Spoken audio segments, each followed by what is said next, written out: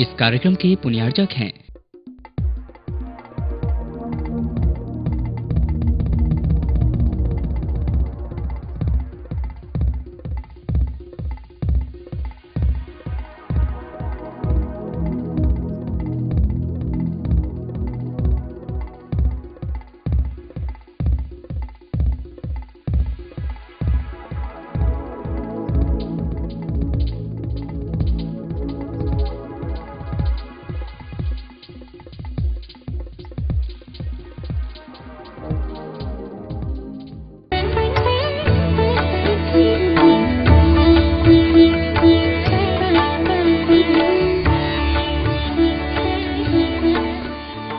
जय जिनेंद्र दर्शकों, मैं हूं दीक्षा और आप सभी का स्वागत है जिनवानी चैनल के विशेष कार्यक्रम में। इसमें आप लगातार देख रहे हैं श्री मज्जिनेंद्र पंचकल्याणक प्रतिष्ठा एवं गजरथ महोत्सव द्वारका सेक्टर 10 नई दिल्ली की खास झलकियां। इस श्रृंखला में कल हमने आपको दिखाई थी 6 और 7 फरवरी की झलकियां, जिनमें भक्तों ने घट यात्रा और ध्वजारोहण के साथ पंचकल्याणक महोत्सव की मंगल शुरुआत की। और आज हम आपको दिखाने जा रहे हैं इस श्रृंखला की दूसरी कड़ी यानी 8 और 9 फरवरी की झलकियां, जिनमें 8 फरवरी को भक्तों ने प्रभु का गर्भ कल्याणक उत्तरार्ध मनाया तो 9 फरवरी को प्रभु का जन्म कल्याणक। अनेकों संतों के सानिध्य में इस कार्यक्रम की छठा देखते ही बनी। तो आइए स्मरण करते हैं प्रभु आदिनाथ का और देखते हैं पुण्य का बंद कराने वाले दृश्यों को। बड़ी ही मनोहर रही इस पंचकल्याणक महोत्सव की शुरुआत, जिसमें 6 फरवरी को भक्तों ने घट यात्रा निकालकर मंगल ध्वजारोहण किया तो 7 फरवरी को भगवान का गर्भ कल्याणक पूर्व रूप मनाकर भगवान के पंचकल्याणकों की मंगल शुरुआत की। इसके बाद आया 8 फरवरी का शुभ दिन, जब भक्तों ने श्री जी का अभिषेक व शांति धारा कर भगवान के गर्भ कल्याणक उत्तरार्ध की शुरुआत की। 1008 कलशों से महाबीजक सम्राट ढालो रे, कलशा ढालो, हो कलशा ढालो, कमालो रे। हरी सागरपुर के वीर हो गई उमरी भजारी, कलशा ढालो रे, कलशा ढालो रे। सौवशाहुरम चत्तारि मंगलम, अरिहंता मंगलम, सिद्धा मंगलम, साहु मंगलम, केवली पर्णतो धम्बो मंगलम। चत्तारि लोकोत्तमा, अरिहंता लोकोत्तमा, सिद्धा लोकोत्तमा, साहु लोकोत्तमा, केवली पर्णतो धम्बो लोकोत्तमो, चत्तारि शरणं प्रवज्जामि।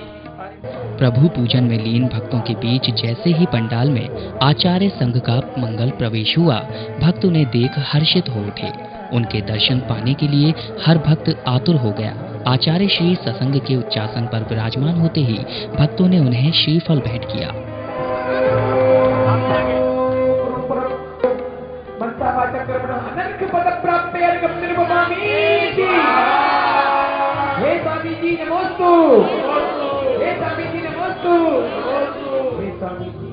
इसी के साथ कुछ श्रावक श्रेष्ठियों का सम्मान किया गया एवं पंचकल्याणक आरती का विमोचन भी किया गया।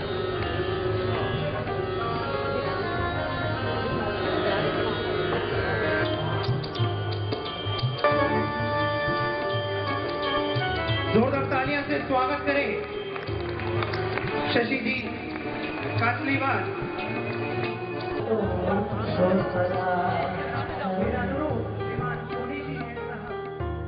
इसके उपरांत मुनि श्री विहर्ष सागर जी महाराज ने भक्तों को संस्कार विषय पर प्रवचन दिए।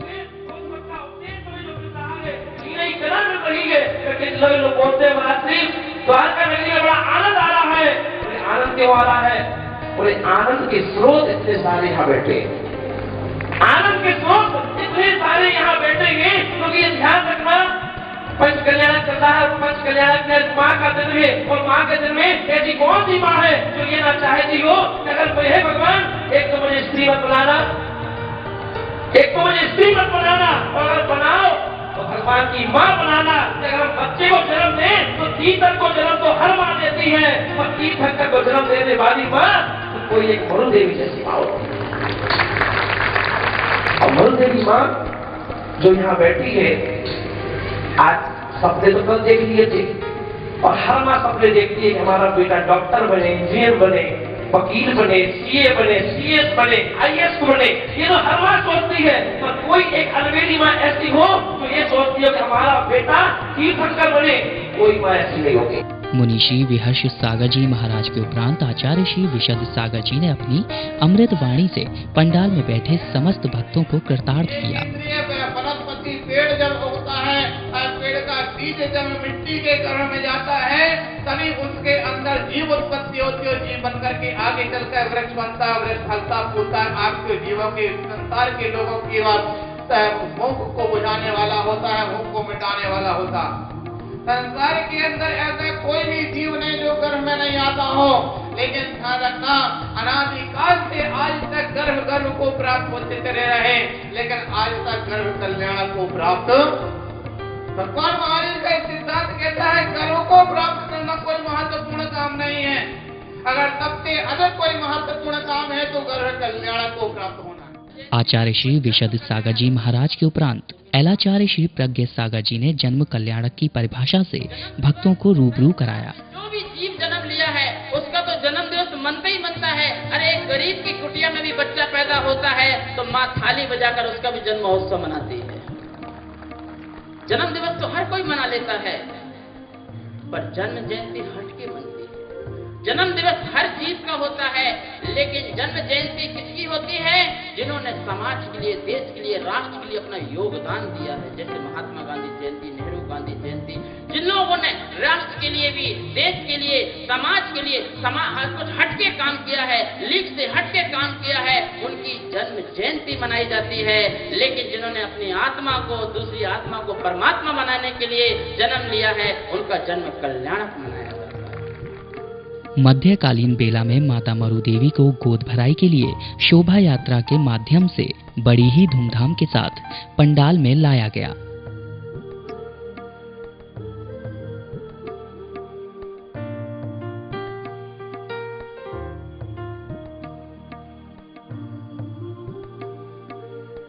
शोभा यात्रा के पंडाल में पहुंचने पर माता मरु देवी की गोद भराई की रस्म प्रारंभ की गई और एक एक कर सभी भक्त परिवारों ने माता की गोद भरी।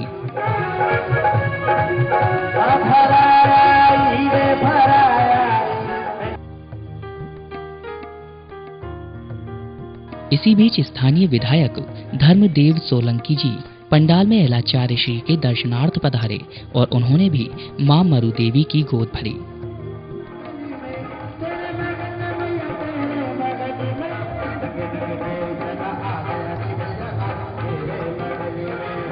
जैन हमारे जो मुनि हैं, जो हमारे महापुरुष हैं, विशेष करके उनके जो सुनने में बड़ा ज्ञान आता है, तो मुझे सौभाग्य है कि मेरे क्षेत्र में द्वारका, जो इतनी बड़ी नगरी, जो एशिया की सबसे बड़ी नगरी है, उस नगरी में हमारे इतने बड़े समाज साधु संत यहाँ आए हैं। हम धन्य हो गए उनके दर्शन करके। और यहाँ जो इतना बढ़िया ये जो मंदिर का निर्माण हुआ है, वो भी मुझे बहुत खुशी हुई है। और मैं भी प्रयास करूंगा कि यहाँ जब भी समय मिलेगा, यहाँ आकर के मंदिर में जो भी हमसे सेवा हो पाएगी वो करूँ। माता मरु देवी की गोद भराई संपन्न कर भक्त मंदिर जी पहुँचे, जहाँ वेदी शुद्धि की गई।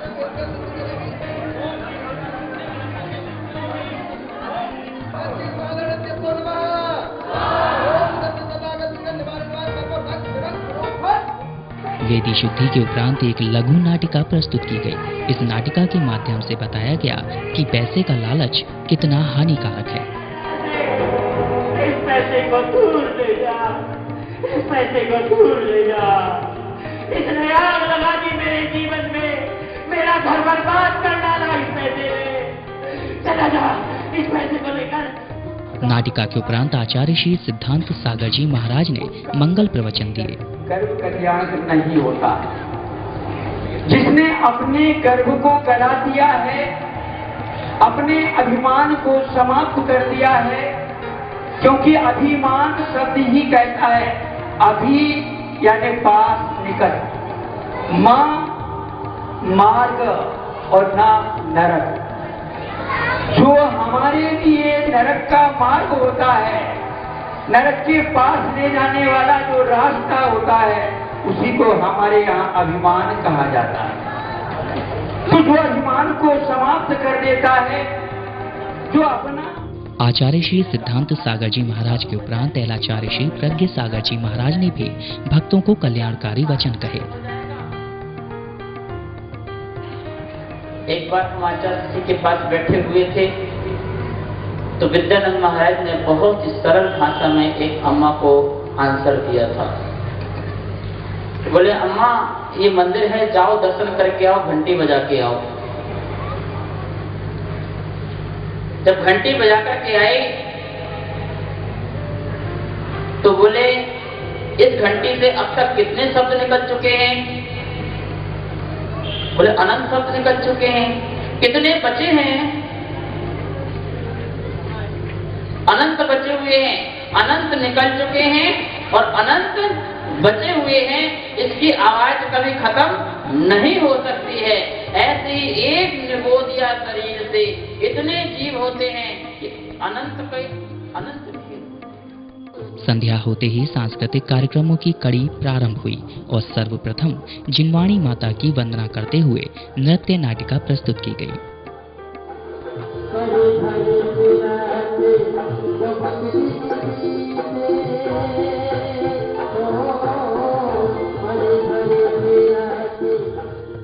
भक्ति नृत्य के उपरांत राजा नाभिराय का दरबार लगाया जाता है।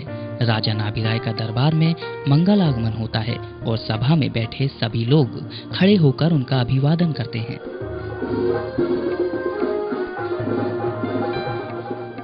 राजा नाभिराय के राज दरबार में विराजमान होने के साथ ही भक्ति नृत्य किया गया।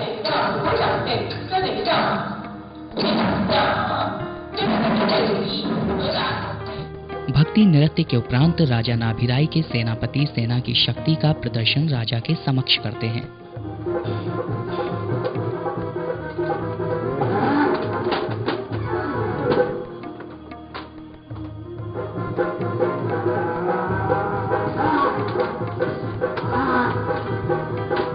इस दृश्य के उपरांत दिखाया जाता है कि सौधर्म इंद्र का आगमन राज दरबार में होता है और एक बार फिर नृत्य प्रस्तुत किया जाता है।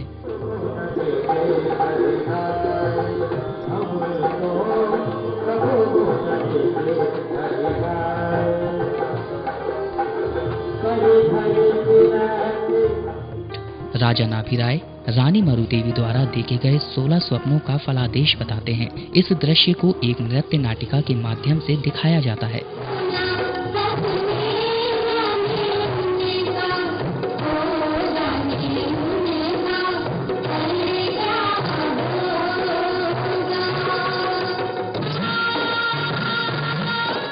इस तरह राजा नाभिराय के 16 स्वप्नों का फलादेश बताने के साथ ही गर्भ कल्याणक उत्तर रूप का समापन हो जाता है और भक्त तैयारियां करने लगते हैं अगले दिन की, यानी प्रभु के जन्म कल्याणक को मनाए जाने की। देखेंगे प्रभु के जन्म कल्याणक के सुंदर दृश्यों को। बस इस छोटे से ब्रेक के बाद आप देखते रहिए जिनवानी चैनल।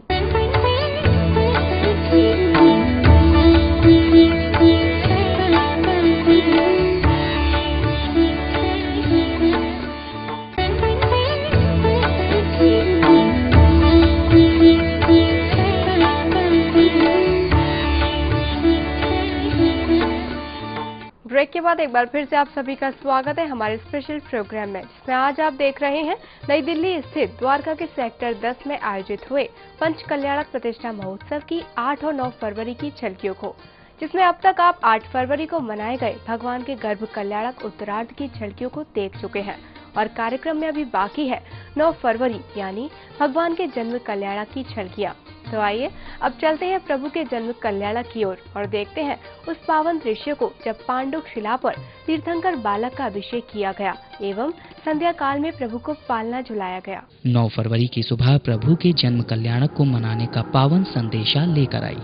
मंच पर प्रभु जन्म की क्रियाओं का मंचन करते हुए बताया गया कि किस तरह प्रभु जन्म की घड़ी आने पर सौधर्म इंद्र का सिंहासन कंपायमान हो जाता है और सौधर्म इंद्र अपने अविधि ज्ञान से ज्ञात करता है कि 3 लोक के स्वामी परम प्रभु का जन्म हो गया है और वह अपने सिंहासन से उठकर उन्हें अष्टांग नमस्कार करते हैं।